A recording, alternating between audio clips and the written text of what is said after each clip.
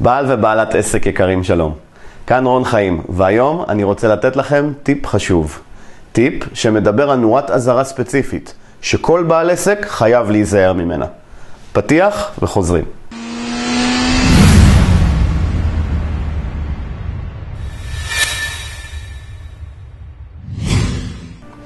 בכל פעם שבעל עסק אומר ועושה את הפעולה הזו, נדלקת בעסק נורת אזהרה שגורמת לעסק לאבד מומנטום ולרדת הילוך אחד אחורה.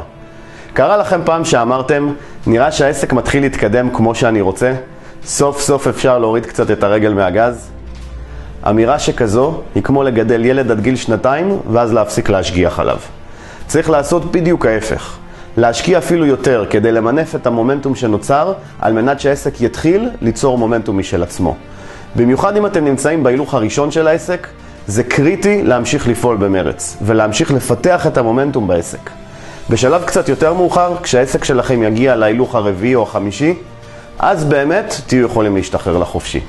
עד אז תמשיכו לעבוד במרץ.